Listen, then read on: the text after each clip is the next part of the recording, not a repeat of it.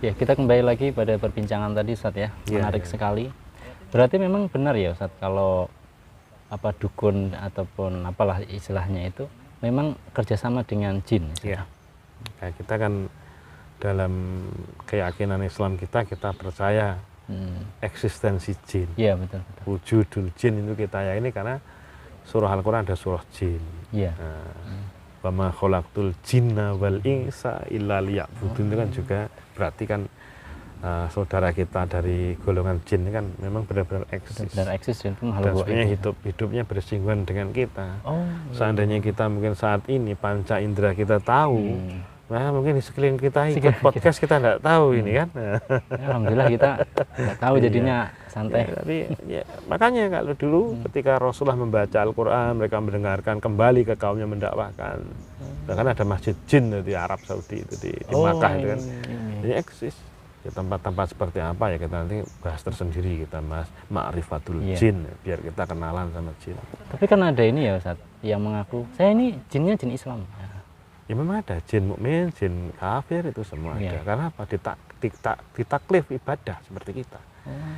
Ada perintah, ada larangan mereka juga untuk sholat, untuk beribadah juga sama seperti kita. Ya. Jadi mereka yang ingkar berarti ya kafir. Betul. Sama seperti manusia. Ada yang mukmin, ada yang kafir. Seperti itu. Kalau jin merasuki manusia itu memang benar ya Ustaz ya? Jin merasuki manusia dalam keyakinan kita selaku kaum muslimin ya bisa seperti itu. Bisa merasuki dan mengganggu kesadaran manusia. Mengganggu kesadaran manusia. Nanti kalau kita ngomongkan sihir itu adalah secara bahasa makhufiyah walatufa, apa yang tersembunyi, tertutup proses pelaksanaannya, dan itu sihir, dan sihir itu nyata.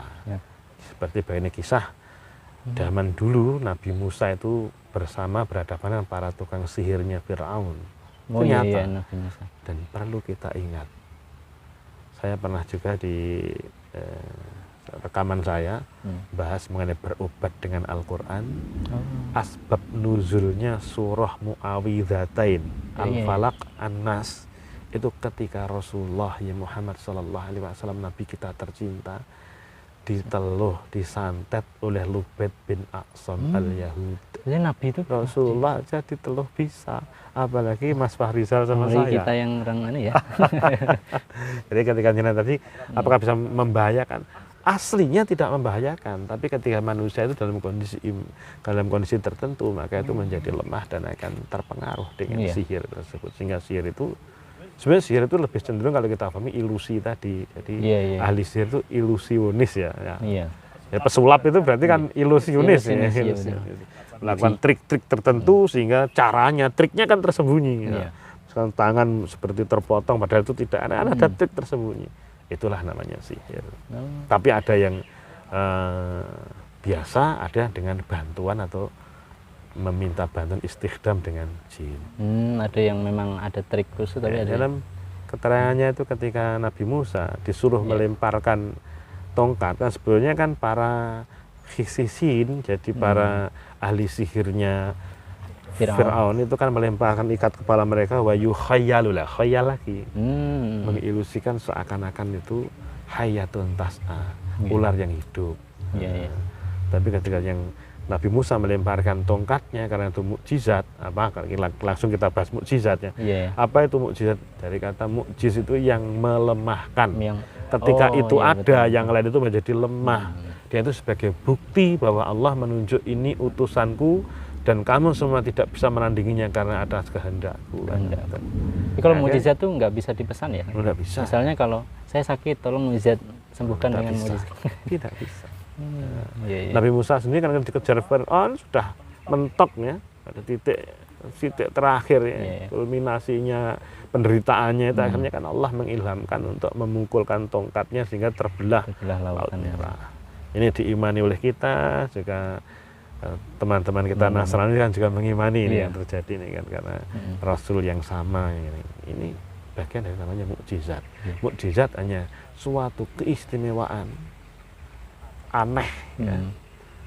Dan itu nyata, bisa dirasakan dengan panca indera ya. Bisa dengan panca indera yang namanya mukjizat itu, dan hanya Nabi dan Rasul yang Nabi dan memiliki Rasul ya mukjizat. kalau dalam Islam Ustaz ya. Betul. Nah kalau saya juga penasaran gini Ustaz, orang Muhammadiyah itu misalnya pindah rumah atau apa itu, apa juga ada misalnya amalan supaya tidak diganggu jin dan sebagainya itu ya. Biasanya kan kalau rumah lama kosong atau rumah baru itu kan ibarat orang kita kan kulon nuwun dulu nah, Ustaz, supaya tidak diganggu. Itu bagaimana pandangan? Itu kan menjadi amaliah keseharian kita. Oh, Artinya kita pagi dan sore itu kita dituntun untuk mengamalkan sunnah Rasulullah Muhammad SAW. Jadi ada zikir-zikir yang maksur, artinya jadi itu ada asarnya dari Rasulullah SAW. Itu kita baca zikir pagi dan petang. Di antaranya misalkan Allahumma inni a'udzubika, ini Iya, kan, iya. aku berlindung kepadamu dari apa, apa. Ya sudah wujud perlindungan. Itu berarti tidak khusus mau pindah rumah, tapi setiap hari setiap sebenarnya hari kita harus mengamalkan ya Ustaz ya? harus mengamalkan itu kita. Jadi tidak ada ritual-ritual tertentu. Iya, iya. Tapi kalau pindah rumah kemudian memasak masakan yang agak banyak, ngundang tetangga, jangan lupa ngundang saya, boleh, nggak masalah itu. Itu gini. Sebenarnya kan itu nanti kita bicara walimah itu banyak sekali di zaman betul, jahiliyah, betul.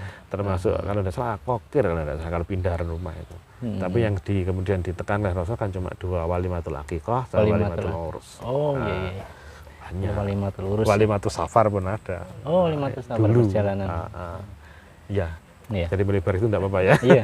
Nanti mungkin pada momen tertentu kita membahas khusus budaya ya Ustaz, tradisi yang supaya lebih ini.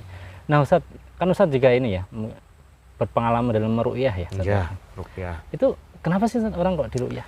Ruqyah itu kita tahu dulu ruqyah itu apa. Oh iya, iya. Ruqyah itu dia kata ruqyah, ruqyatan itu mantra.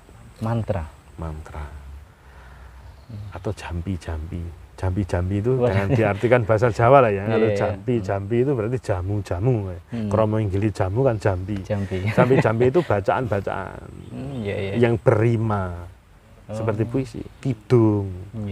Itu ada sesuatu yang bisa orang itu kemudian mungkin ya bermusahabat sebagai paswed kita masuk ke dunia jin mungkin. Ruqyah. Nah, mungkin ini maksudnya berarti belum tentu. Nah, tinggal kita mungkin niat kita membaca itu supaya ternyata tidak untuk manggil, cuma untuk konten kan bisa. Oh itu kalau itu. Nah, ya itu. Misalkan contoh, ada beberapa mantra di biasanya berima ingsun menungso sejati handuweni ilmu saketi sing tak simpen jiwa ragaku itu dilafalkan berulang-ulang. Oh jangan kaget, dulu saya pernah belajar 3,5 tahun ya seperti ini. Ini membongkar ini. Kemudian nanti cara musahabat dengan jin biasanya dengan mantra itu juga bisa dengan pernafasan. Pernafasan itu sebetulnya kan yoga. Para yogi India itu ya yoga. Nah yoga itu para ulama kita kan melarang sebenarnya yoga. Tapi kalau di agama tertentu ini mungkin bagian dari ritual peribadatan ya kita tidak ikut itu. Maksudnya menurut para ulama Islam yoga itu dilarang karena apa? Itu simbol-simbol penyembahan purbakala. Ini mungkin kita belajar yoga, nggak penting kita belajar mungkin ilmu yang mirip-mirip dengan yoga. Apa istilahnya ya?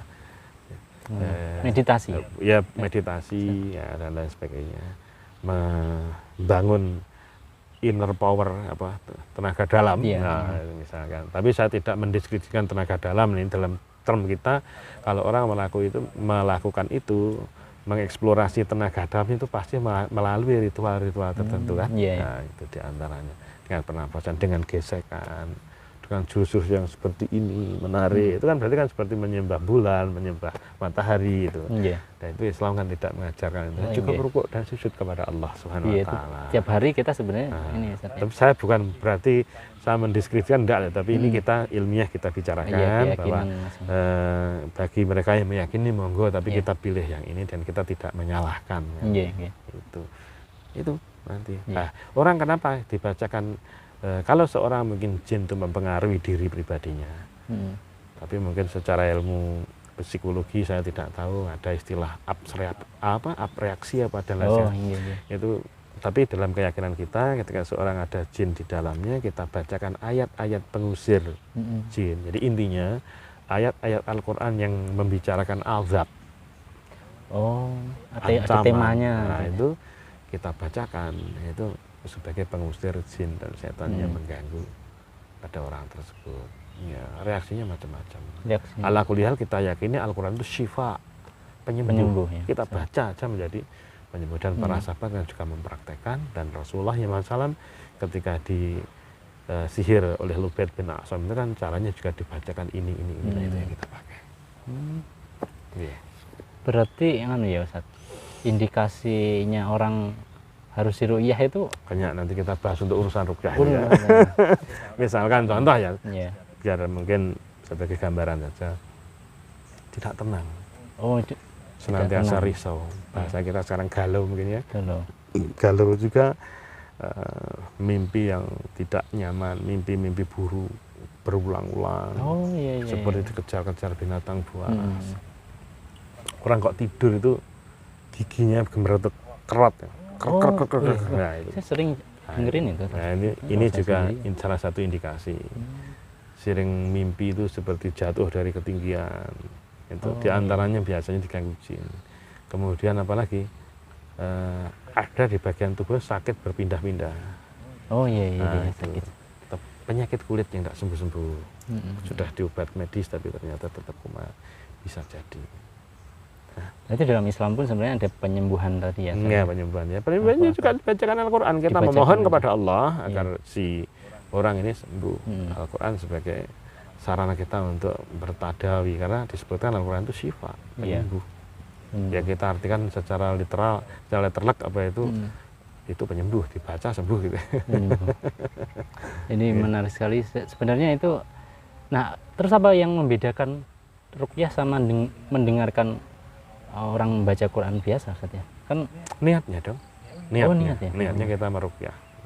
Kan misalnya jadi kan ini kalau mau ruqyah arqika ya. Bismillahi arqika, dengan menyebut asma Allah aku niat meruqyah kamu. Mengobati kamu dengan membaca Al-Quran maksudnya. Berarti lebih spesifik. Arqika wallahu yasfika, dan Allah yang menyembuhkan kamu, bukan aku. Bukan Al-Quran ya. Allah yang menyembuhkan. Min kulli da'in yu'dzika, dari semua penyakit yang menyiksamu. Allahu yasfik, Allah yang akan menyembuhkanmu. Jinnya kita pasrah pada Allah ini. Bukan ahli ruqyahnya yang ampuh, ya Allah kita berpasrah kepada Allah. Betul.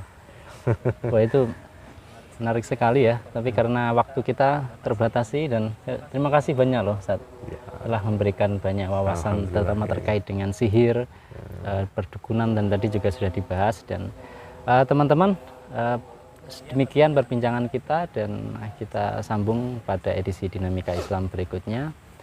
Dan jangan lupa untuk like dan subscribe, serta bagikan supaya semakin banyak orang yang belajar Islam bersama kita.